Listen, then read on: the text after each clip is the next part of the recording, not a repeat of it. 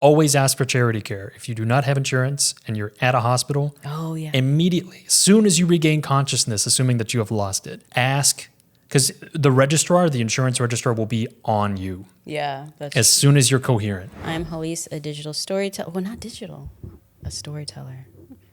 Hey, everyone. I'm Hallease. Who am I?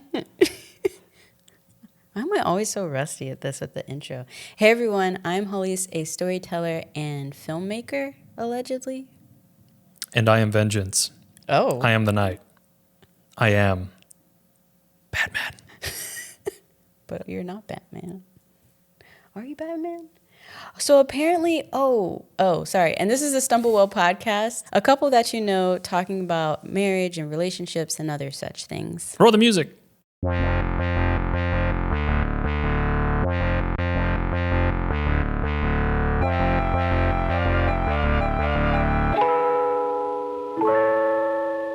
Welcome back. Do we look unfamiliar? Do we look like we haven't done this in a while? Well, so do you. You look unfamiliar. So accusatory. Where have you been? Went out to buy cigarettes and now you're just coming back 6 months later? Aggressive. You're not my dad. All right, y'all. So this episode is actually like a celebratory situation, I would say. I mean, I'm having a good time with it, so sure. Yeah. I think it's a celebratory situation because a few episodes back, you had talked about, I'm not happy here in Atlanta. And we were going in on it, which that episode, I did not realize so many people had very strong feelings about Atlanta in the negative. Thank you for the support. Yeah. It was just, we read the comments. Ali showed them to me. Yeah. My eyes glistened. It got dusty. Yeah. That was nice. Thank you. It was really cool. And it also just reminded me, like, see, this is why I be on the internet, because the community be, like, holding you down. You know what I'm saying? And not holding you up. Y'all are really cool. Wait, I think you mean reverse that? People be holding you up, not holding you down? No, see, and that's on African American vernacular English. To hold somebody up. Uh-huh. You're thinking up like to literally prop up. It's like, yo, why you holding me up? Like they're holding you back. Oh. Language. Yeah. And to follow up on that, one of those amazing kind words came from one of y'all. You know who you are. And that led to Mr. Hallease actually getting a whole new job. I mean, yeah. I was just nodding. Oh. It was crazy. So, do you want to tell the backstory or should I tell the backstory? Seeing as how I can't remember the backstory, maybe you lead. How do you not remember the backstory? All right. So we did a podcast episode and Mr. Hallease was like, I don't like it here. Also my job. For those of y'all who don't know, for some reason you might be new here, he's a registered nurse. And one of y'all commented like, I had said this years ago, the last time Mr. Hallease didn't like his job, which was also doing nursing stuff. But I really think he should try HEDIS.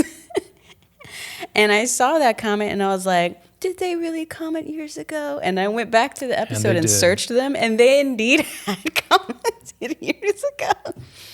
And I was like, well, dadgum. And so then I commented back like, oh, cool. You should tell me more about this, which really means you should tell Mr. Hallease more about this. I can't put emails in the comments because YouTube freaks out with that. But if you go to my page, then you'll see what the blanket email is for this channel, and you can say more to me there. And then they did.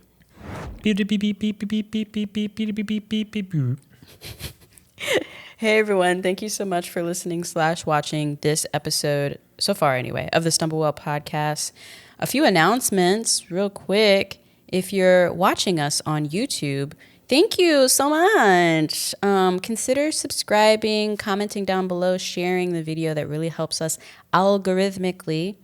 On a separate note, though, if you're listening to this podcast wherever you get your podcast, you just bump the mic. I just hit the mic. Oh, man.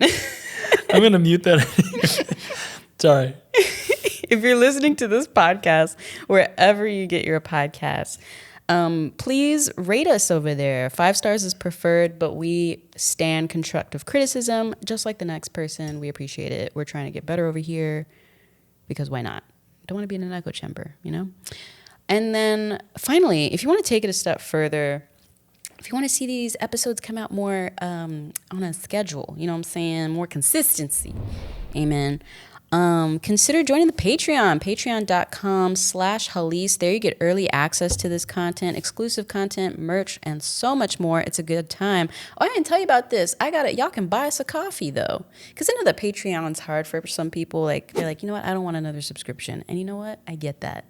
I set up a Ko-Fi where it's like, buy me a coffee. Oh, you did it. I did it. I just have not been vocal about it. But if Patreon's not your bag and you would like to just buy us some coffee, honestly, or buy some tea, because we're more tea drinkers over here. No, we're not. You're not tea drinker? You drink coffee every day. Buy Hallease a coffee. Please. Please buy that coffee. Well, I was thinking more for you, but all right, dang. Drag me in the announcements. Jeez. I buy my tea on Amazon. Wow. Anyway, the Ko-Fi account, if you're interested, is somewhere on the screen and then also in the show notes / description box. Thank you in advance. We appreciate it. And with that, back to the episode. Pew, pew, pew. And then I followed up. Yeah. And then followed up. And then, really did not need much more to quit my job. It was really halfway out the door anyway. You were, yeah. But yeah, it's working out quite nicely. Do you want to explain? I still don't really know what Hallease is, See, but he be doing it. I knew you'd want me to explain it, and it's an acronym that I'd have to look up. Oh, okay. We'll look it up. Is that? I was going to say, is that bad? I don't know. It's like healthcare effectiveness. What's crazy too, though, and this is the beauty of just like, wow, you gotta write the vision, make it plain, you know what I'm saying?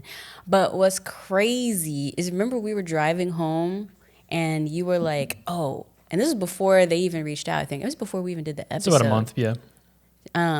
You were like, I'm going to work for that company. And it's the company that he's low-key contracting for right now. And he appointed at the building. And then boom. Anyway, what does Hallease mean? I mean, take what you want out of that. I just feel like God got your back. But you got to be vocal about what you want. See, I was going to say that just proves that I'm a magical animal of some sort. I mean, you could do that too, sure. But I only know how to manifest it every so often. It's like you got to recharge. You got to power up. Well, it's like that weird ability that I have to guess numbers. Yeah, you really cost or whatever, and it's a worthless skill. He's good at guessing like numbers of things, ages of people. What else is it? Of like the lamest superpowers. Or it's like, I'm not sure if all this liquid will fit into this bowl. And he's like, it won't. And you're like, no, it will. And then it spills over. You're like, dang, he was right. See, but nobody ever wins with this because you still doubt it. Yeah. Yeah. Anyway, HEDIS stands for Healthcare Effectiveness Data and Information Sets. It's a set of metrics that insurance companies to measure their outcomes. So if all your patients with diabetes are getting their blood pressures within a good range, under 140/90, then yay, you get a star for that. And this is all, one, it's for Medicare, but then it's also for like the healthcare marketplace. Yeah. When you look up plans their star ratings are partially based on outcomes, and this goes into that. Oh, I didn't know that part. Yeah. Oh. Same thing with Medicare. With Medicare, it's different. It's reimbursement. So the higher, I believe, the higher the number of stars that you have in Medicare, the more reimbursement that they get. So that's why if you're a Medicare plan or you do Medicare, which you would because it's just consistent income, you want to make sure that you're highly ranked. When you say you're talking about the providers, the healthcare provider. No, the insurers. Oh, got it. Okay. Yeah. Sorry. I'm just making sure. I'm learning, so I'm like, oh, okay. Well, the healthcare companies the healthcare insurance companies want to make sure that they're doing really well, or at least looking like they're doing really well for their patients. Sure. Which does trickle down to the patients, but also, helps with reimbursement. So then so we just like, y'all, it's like healthcare season, right? So we just finished finalizing what our healthcare.gov plan is going to be since Marketplace. Obamacare. Yeah. Since technically Mr. Hallease is now a contractor, so we're back into the healthcare marketplace picking out plans and stuff. So knowing what you know now, being in this job for what, like a month or so now? How long has it been? Or has it been 2 months now? Oh yeah, just over a month. Yeah. Did that paint a perspective for you of picking our new healthcare plan? Full disclosure, y'all, because I am married to a nurse, I really don't be picking the healthcare plans anymore. Not that I ever did, actually. I don't know if like most healthcare workers care as much about the benefits as I do. I'm sure some of them do, but you're deep in it. You get really in the weeds with it. That's just me in my brain. Yeah. But did that paint, like, knowing how you, cause like even before getting this job, you were already very like on the marketplace, which one does what, whatever, like really dissecting it. Doing this, did it like, having this job now, did it make it even more like, I'm inside baseball, like, the GIF with all the dollars, like all the math around me, you know what I'm saying? No, I did actually look at the star ratings, which was, but again, on the marketplace, there's a couple other factors that go into it that are more subjective. I do find it fascinating watching your process with it, just because it is like pretty cumbersome, like if you actually want to find a plan that can check at least most of your boxes. I mean, you're never going to be completely happy. It's kind of like when, you watch like House Hunters and stuff like that. Mm-hmm. And then they'll do the whole like, what are your top asks? And all the top asks are ridiculous. And then they ultimately land on something that actually more or less hit like what their true top things were. You know what I mean? Right. I feel like healthcare marketplace is similar to that. Yeah, it was crazy to watch your process. Remember you were... It's not that effective. Like if I was a little bit more efficient in the Excel sheets, it'd be better. Y'all, he's like, I mean, as someone who doesn't know Excel like that, I remember I was you were like over there figuring things out. I'm going to say over there, is that like at his desk? He's over there figuring... The corner. Yeah, he was in the corner like goleming it. I am the knight. And I walked over because I think I had a meeting or something I had to go to. So I was like, hey, Sam, bye. And you're like, mm-hmm. And you like look at me like wide-eyed. And then he like just showed me the spreadsheet of all the different plans he was looking at and like ranking them in costs. And then he like clicked and like collapsed the columns. Yeah. I don't know. I was like, oh, that's voodoo. So yeah, it was a lot. We eventually figured it out. Kind of scary. It takes me a month. Yes. You want to talk about that? Sure. So if you are going to get on the marketplace, make sure, apparently, that you give it at least 2 weeks to take effect. In the past, I might have still been, skirting risk a little too much, but we would always sign up, a couple days, if not the day before the start of the month, which is when plans typically go into effect, either private insurance or on the marketplace. Yeah. So 30th or 31st, sign up. Yeah. And then the next day, we have coverage. And yeah, it was like kick in at midnight kind of thing. Even the marketplace says, you have coverage, which is and isn't true. You have signed up through the marketplace with an insurance plan, but the insurance plan and the insurance company does not necessarily have all of your information. Yet. All the time. Yeah.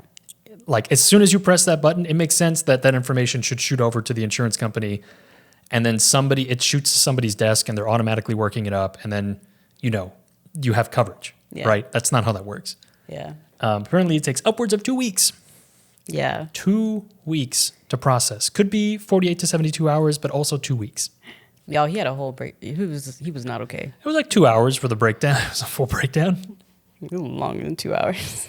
No, yeah. No, it was most of the night. Most it was of like the night. It was a small 7 hour. And then you had he had all his notifications turned on. And he was waiting. And then I was brushing my teeth and I heard a little ding and you looked at your phone. You were like, because we got covered.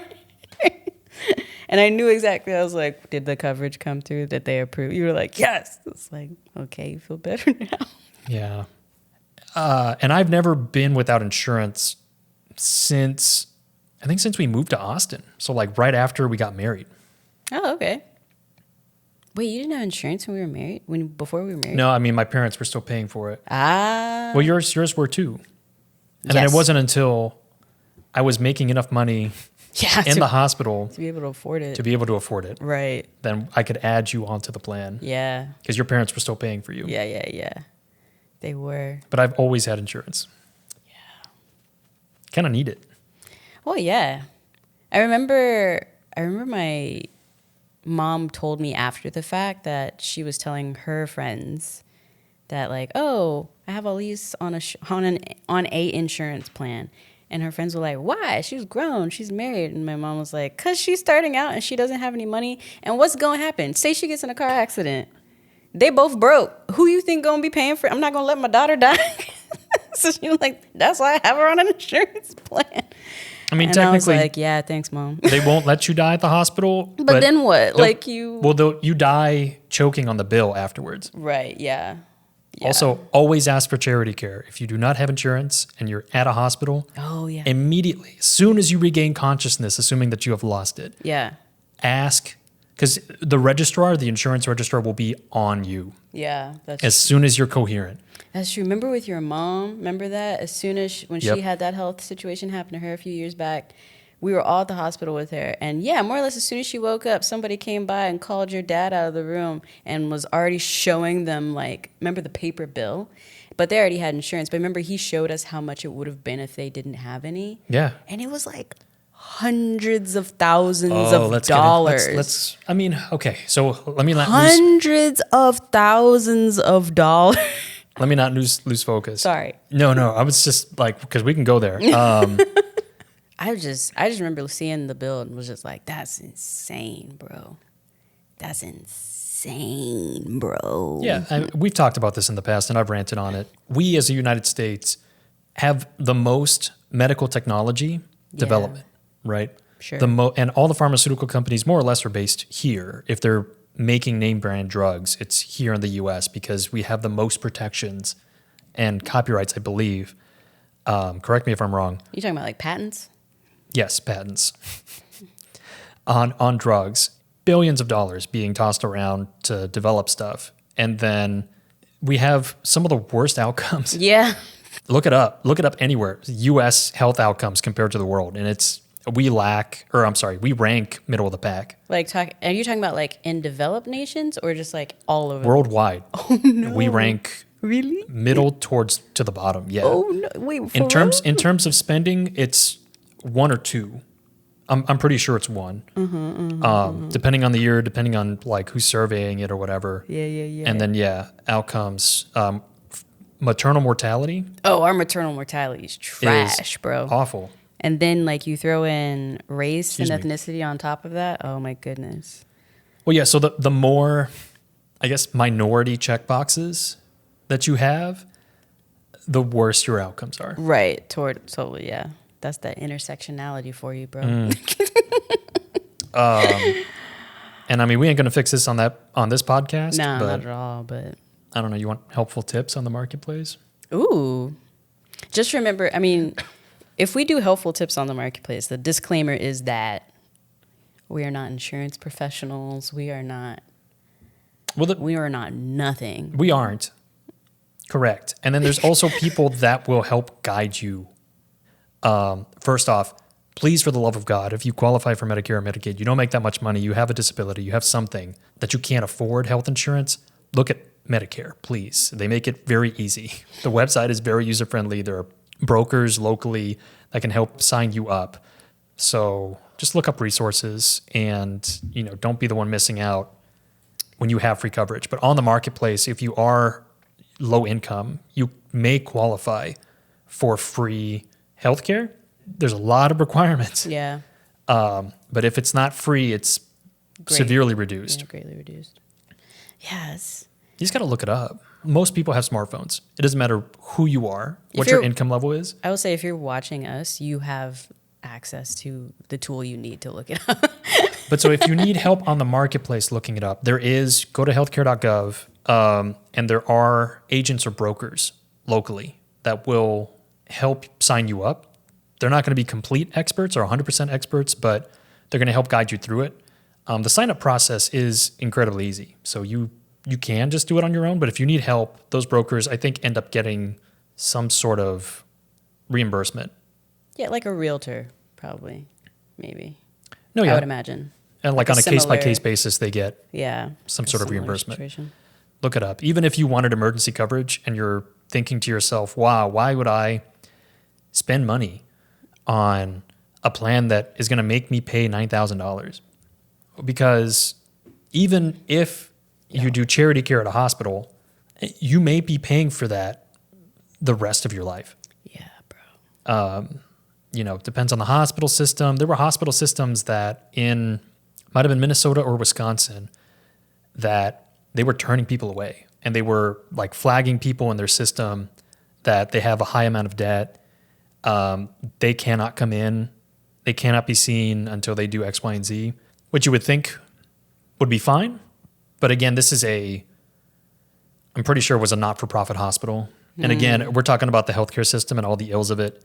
Nonprofit hospital systems don't pay taxes, don't pay anywhere near as much as for-profit systems, and they're the ones that twist the screws into patients the most. And you're like, no, but they serve underprivileged populations, and they do this and that, and it's like, no, they are serving their committees, they're serving their shareholders. Well, they're not shareholders, but they're serving board. Their board. Thank you. Yeah, I'm like, you're talking about a board. That's what you're talking They're about. serving their board, and their CEOs are still getting paid millions of dollars and that's what a CEO does in a hospital. It's just to generate profits, maximize profits. And in a nonprofit hospital, it's the same as a for-profit hospital. So anyway, you may be saying to yourself, why am I signing up for a plan that's only going to make me pay $9,000 in a worst case scenario? Because that's better than owing $120,000. Or more. I mean, like, I just think about getting in a car accident, especially here in Atlanta, bro. the way these Atlanta pileups happen, listen, it's not an if but when situation over here, bro. Yeah. Anyway. Until healthcare is universal or healthcare is a right, then you should use any means at your disposal. Yeah, all the tools. Yeah. To find affordable coverage, the best coverage that you can for your income bracket, and don't wait. Yeah. Don't wait until something is wrong, because the best medicine is preventative medicine. Yeah. So you go to the doctor when you're not sick. That's the best time to go, because you can find things before they become a problem. People that go decades like, oh, I don't need a doctor. I never needed a doctor. And now I come here and my leg needs to be removed. And it's like, yeah, it's because you haven't been to the doctor in 80 years. Yeah. Yeah. All of this has been snowballing. Yeah. But again, that's blaming the patient, and it's just like, yeah, it's a slippery slope for sure. well, no one's advocating in your community or telling you you're predisposed to carrying a lot of weight. You're predisposed to generating a lot of body fat, but you're also predisposed to liking certain foods, and you're in food deserts, and like no one's just telling you that this is the way that your body reacts to the stimuli, which is just food. That's the thing that sustains us, and that just goes into a lack of community care. But it's also, I feel like some of that is also just the way our healthcare system is built, because it's kind of like how drug dealers operate. It's like the first one's free. The way I keep you is on the comeback, And that Pharmaceutical drug companies do the same thing. Yeah, exactly. But so like, for example, so I've talked on the channel a few times, like, oh, I found out I was like pre-diabetic, and I've been working on changing my lifestyle and eating habits to to stop or slow that process down, so that way hopefully I don't hit into the diabetes thing. But again, like thinking about the privileges I already have of having two parents, one of them being in the medical field, who both of my parents manage their diabetes well. I'm like a descendant of people who have learned to manage their diabetes well.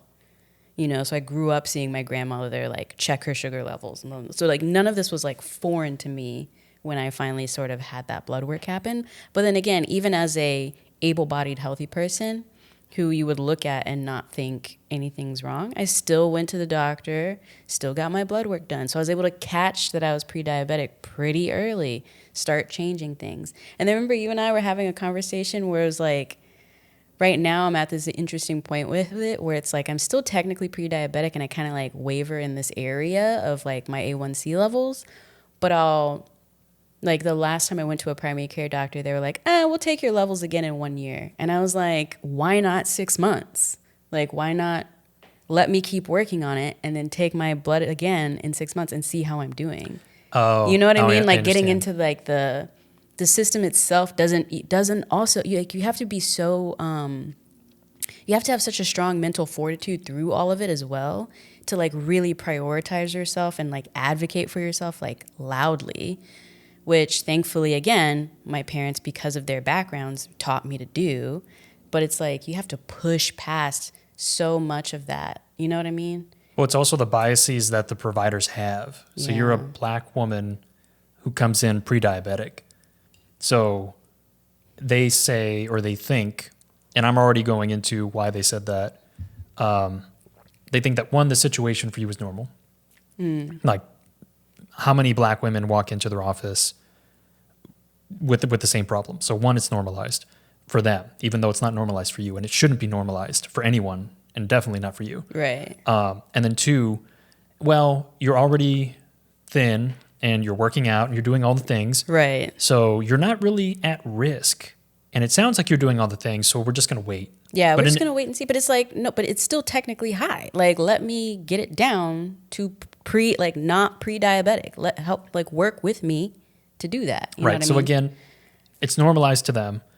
And then the schemas that they have for assessing new patients or relatively new patients when they don't really know who you are is, well, you're doing all the things. Let's just check in a year. And then in a year's time, your body may already be resistant to insulin. Mm-hmm. And so then you've tipped over, and then they're like, shoot, you're no longer pre-diabetic. Now you're diabetic. But that's fine because we have medication for you. And so again, the mindset is you're a black woman. You now have diabetes normalized. Mm-hmm. This is something that you should be experiencing probably. And then we have medication that you're just going to take, and then your problem goes away. Yeah. Which is not how it should be managed. But unfortunately, given the time constraints, the money constraints of patients, how often that they come in to get checked, and then also, what they can do to change diet or lifestyle when they're working 10, 12 hours a day. It's just pills. Take the pill. It's going to do the thing. And so then they just go into what's easier for them. Yeah. Which is, I don't want to have you come in and have to talk you down and get into an argument with you. Just take the pill and then, your A1C's coming down. Great. I think that plays into it as well for people that actually are trying to utilize the system to the best of their ability. Then you finally do get to the place where you're supposed to get the help. You know what I mean? And then there's that other level of now pushback. You know what I mean? The whole process is just so uphill. So we baited you. Sorry, this is not what this episode's supposed to be about at the beginning of the podcast, where it was Chris has a new job. It's that Chris still cares, and Chris liked what he did to help people, but it wasn't sustainable for Chris. Yeah. So Chris liked making an impact in people's lives, but that's why you can't retain good nurses, because good nurses are either drawn to more money because you do a lot. Yeah, no, yeah. You're pulled, and there's holes in you and your soul, and there's only but so much that you can do. So good nurses either leave for better positions, more prestige, all the things that people want. But so good nurses leave, and then middling folks come in, and then it's sometimes just a revolving door. People come in for a couple months and then leave. Mm-hmm. But I left, doing other work, doing fulfilling work, not stressed. Yeah. Have plenty of mental energy to do other things. Yeah. All that to say, thank you to the subscriber. Thank you to the subscriber, but also when you comment on the channel, we see it. Or you participate. Yeah. We see it. We engage with it. It's really cool. Yeah. Community's what's up. That's why I'm still here. High key. Perfect opportunity to ask if you too want unsolicited, or not unsolicited, but if you want very much. If you want solicited but unprofessional advice, where we will try not to be judgmental. Yeah. Or just tell us what you want. And you too can be part of this podcast. Yeah. But you just need to email us hello@stumblewell, and in the subject line put Dear Stumblewell, and then whatever's going on with you. And that is how you could be potentially featured on this humble little podcast over here, where we'd be chilling and talking about whatever floats our boat, really. Final question or final thoughts before I think we wrap this episode up. Now that you have a new job here where you're not seeing, I guess, for lack of a better word, I mean, you are still seeing it to a degree, but you're not seeing the worst of Atlanta anymore.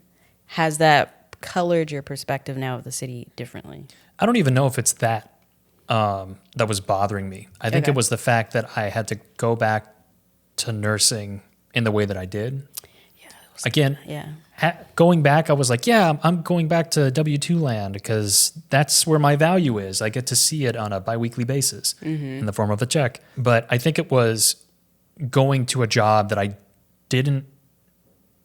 enjoyed but didn't enjoy, and then there was a lot of issues with it as well because healthcare is just a big cluster. But I think that was my main issue. So now doing this, doing HEDIS, and having more time, being more flexible, having more energy. Yeah, now Atlanta's just a city. It has, just like anywhere else, its problems. But yeah, it's not wholly negative in my mind. Well, y'all. And that's progress. And that's on progress. I don't know. In the comments below, y'all, let us know something. In the comments below, tell us some things that you've done, either have started or will start, to look after yourself better. Yeah, like to advocate for yourself or just like be more proactive? Health-wise, yeah. Okay. Ooh, I like that. So does that mean that you're trying to cut out sweets, or you're going to the doctor more, or just trying to get up and move around? Ooh, I like that. I want to see what y'all trying to do. I want to see. Okay, one last aside. So I'm friends with Hella Good running here on the internet. Hi, Hella. Hi, Hella. But I'm friends with Hella, and I have a group of friends that are all content creators, and we were texting each other, and one of them is trying to get back on the wagon of getting their life together and working on their health, which is really cool. And Hella's in the group too, and he was like, "Oh, we should all just share our Nike running workouts, so that way we can all see each other and support each other, whatever." So I get to see like when Hella works out, and he actually does run every day. Like I'm seeing it. And the other day I was sitting there like on the couch journaling, and I saw his ding come up, and it was like, Hella just ran like 10 miles. And I was like, God, all right, let me get up and do something. So it's like, I think I just wanted to like throw in that there really is beauty in community. If you can find other people, even if it is just through the internet, etc. The fact that I'm being motivated by a professional athlete when I am nowhere near a professional athlete is saying something though, but it's just like you see it and you're like, okay, well, damn it, I'm gonna do it too, So whatever that looks like for you, that's what I would definitely say. Maybe this is your, sorry, I lost the word, your wake-up call. And you're like, oh, yeah, I have been meaning to get insurance, or I have been meaning to get up and move around more. 30 minutes a day, at least 5 days a week. Oh, yeah, you know the data, too. I keep forgetting about that. But then also, you have limited mobility. You're older. You have bad joints. Look up videos online. Yeah. Yeah. You can do stuff on a chair. I actually got some recommendations on those types of videos. I will put them in the show notes because I be watching them and I be doing them. March in place. Mm-hmm. Toe lifts. Yep. I know where those are. I can send. Calf pumps. Listen. All right. Stumble well. Stumble on. But we'll see you in the next podcast episode. Love yourself. Bye.